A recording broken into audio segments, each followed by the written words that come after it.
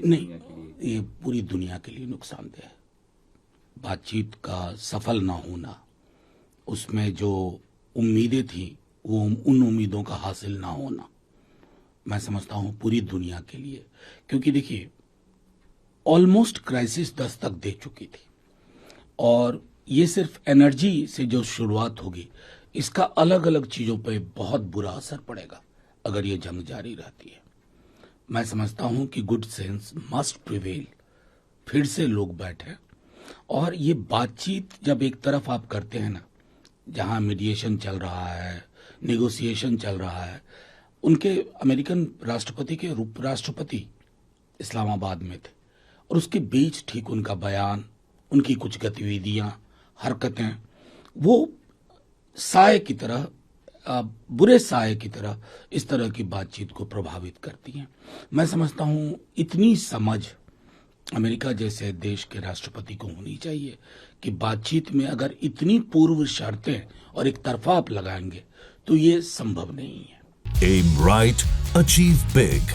At KR Mangalam University, we provide you the platform to turn your dreams into reality. Give wings to your aspirations with KR Mangalam University. नहीं, उन्होंने चिट्ठी बहुत विस्तार से और बहुत अच्छी चिट्ठी लिखी थी। उस चिट्ठी का मजमून ये है कि आपको मैं एक उदाहरण देता हूं। 23 में ये बिल पास हुआ था, नई पार्लियामेंट बिल्डिंग में आने के बाद ये पहला था और हम सब ने समर्थन किया था। हालांकि हमारी जैसी पार्टियां हमेशा ये कहती हैं कि कोटा विद इन कोटा के बिना इस तरह की कोई पहलकदमी सार्थक नहीं होगी और वो इंद्रधनुषी चरित्र तो कभी नहीं होगा। हैविंग सेड दैट, दूसरा महत्वपूर्ण पहलू है कि उस वक्त आपने कहा था कि सेंसस होगा, फिर डिलिमिटेशन होगा और फिर वुमेन रिजर्वेशन को हम इंट्रोड्यूस करेंगे। मोटा मोटी आपने 2034 का जिक्र किया था। ये 30 महीने हमने क्यों बर्बाद कर दिए?